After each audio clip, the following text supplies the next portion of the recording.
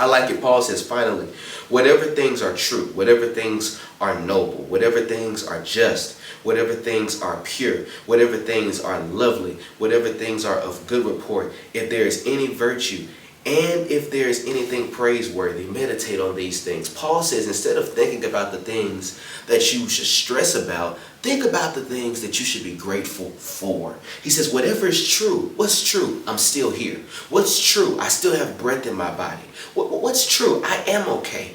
What's true? I am healthy. What's true? God has given me another day. Whatever is true, whatever is noble, whatever is just, whatever is pure, whatever things are lovely. Find some nature. Find something that's lovely, your family. Find something to smile about. He says, whatever things are of good report. Focus on the good reports and not the bad reports. Paul says, focus on the good. If there is any virtue and if there is anything praiseworthy, if God has given you one thing to give him praise for today, that's what you should focus on.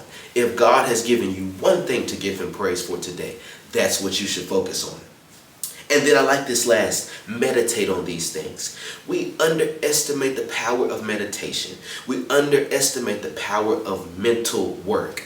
Meditation is your mental work, and not just in God, but it's your mental work with yourself and with your spirit.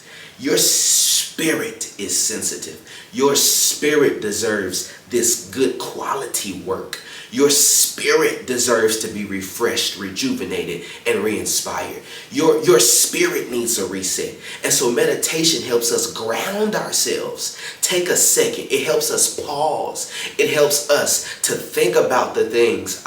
It helps us think about the things. If we're meditating, we're in a quiet space. We're hearing worship in our ears, and we're praying to God, and we're thinking, and we're talking to God in our thoughts. We're refeeding our negative with faith. We're meditating. We're thinking about the goodness of God, the love of God, the mercy of God, the forgiveness of God, the grace of God, the trustworthiness of God, the dependency. We can always depend on God, the provisions of God. We can think about the strength that God gives us. We can think about the times that God has been our rock and our shield. We can think about all of the things that God has done, all the times God has been there for us. Meditate.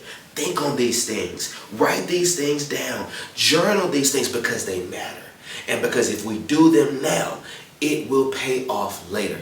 I love you, 17-8. God bless you, 17-8. I'm out.